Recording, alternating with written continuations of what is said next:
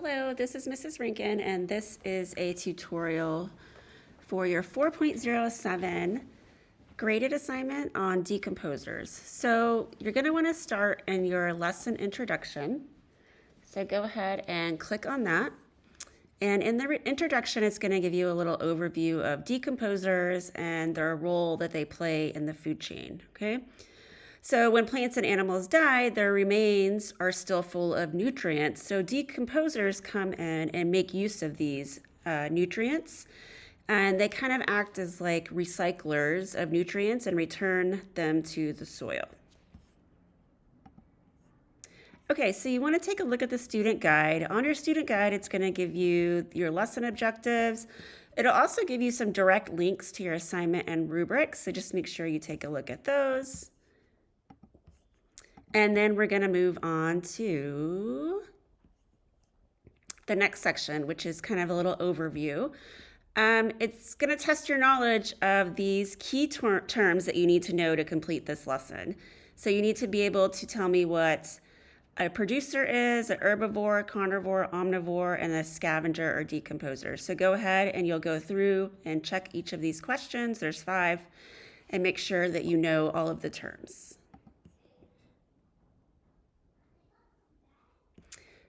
Okay, so next you have the procedures. So you're going to do a little bit of research, and this page goes over how to conduct proper research. So you want to use a reliable search engine. I would probably use Google. It's probably the most well-known, and you want to make sure you identify the question or goal for your research, the main thing you're trying to find, and that's what you're going to use to search or enter in key terms. When you're looking at websites, you want to make sure you're getting reliable information, so make sure you stick to edu websites, .net, or possibly .org. And then determine which sources will best provide the information that you need. Avoid using all of the sources you find. You might want to narrow it down to just a couple, because if you're dealing with more than one, that's a lot of information to handle. And then at the end, you want to cite your sources. So make sure you keep track of them because you're going to have to put your sources into your assignments. Okay, so you're going to do some research and you're going to do a little test. You're going to type in episode for decomposers. So I'm going to go to Google episode for decomposers, and it should bring up a video for you to watch. So this video has to do with snails and earthworms. You can take a look at it. Those are both decomposers. Or you could try another search and go to BioKids Critter Catalog, and this will take you to a page that allows you to look up pill bugs, for example. Okay. So there is a ton of information here, and you're going to want to use that to complete your assignment. Okay, so next you have your assignment and rubric. So you're going to want to download your assignment, and it looks like this, minus the highlighting. I highlighted it, and just because I wanted to point out a few key things for you, okay? So this is what the chart you're going to be completing by researching and using information from the web. And so it says most food chains start with a producer, go through consumers, and end with a decomposer. So why are decomposers so important in the cycle of life? There are 4 organisms you're going to research. They are fungi, snail, earthworm, and pillbug. And you're going to find out different information about them. And then at the end, after you answer these questions in each row for each organism, you're going to create a food chain for each organism. So you're going to have one food chain for fungi, one food chain for snails, one for earthworm, and one for pillbug. All right. So let's look at pillbug. So in our research, when we went back, let's take a look at this. Let's go back to page 2. So it says that we could look up BioKids Critter Catalog.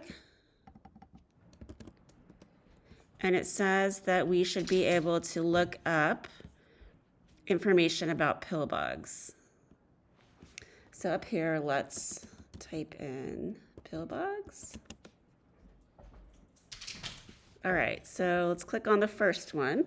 So what do they look like? Okay, so we have a lot of information about pill bugs. So you're going to read through this information, and you are going to fill out your chart. So let's split our screen, and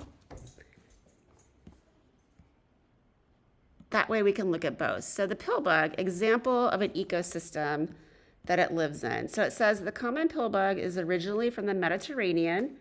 It has been brought by people to almost all areas of the world. It's most common to temperate climates. So what I would do is come over here and put most common to temperate climates, but can be found all over the world. Okay, how does this organism eat, or how does it get its energy? So how do they grow? So that's just kind of their life cycle. How do they reproduce? How long do they live? How do they behave? How do they communicate? What do they eat? All right, perfect. They are detritivores. All right, so you might not know what that is, so we're gonna look and see. They eat decomposing leaves and other decaying matter. All right. So then it says they will also feed on small pieces of garden roots like carrots and things like that. But this is the main thing we want to see, is that they're eating decomposing matter. How does this organism return nutrients to the ecosystem?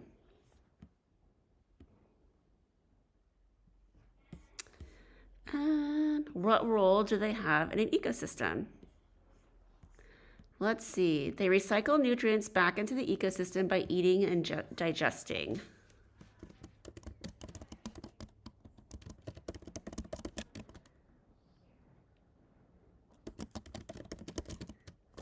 Oops. Back into the ecosystem by eating and digesting leaves, decaying matter.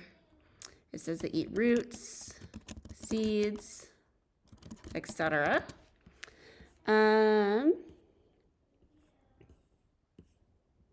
So they're kind of like creating, like mulch in the forest. So they're kind of creating soil. Example of a food chain of which this organism is a part. So the pill bugs eat decaying matter. I think I misspelled that.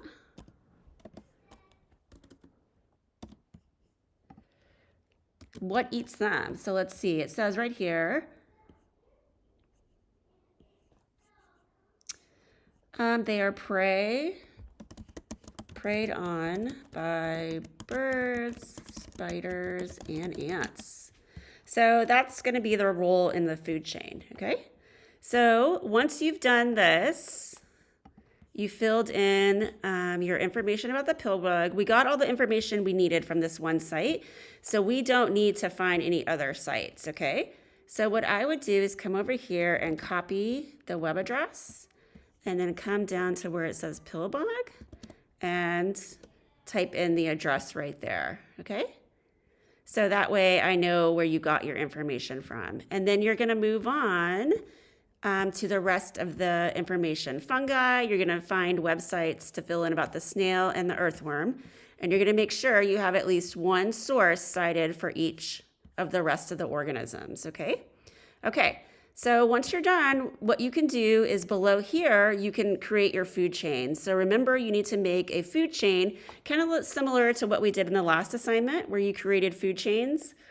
You need to create food chains that include these organisms. So fungi, snail, earthworms, and then what you can do is use this information right here to create your food chain. So you don't have to include pictures for this if you don't want. So what you could do, down here, you could just type in food chains.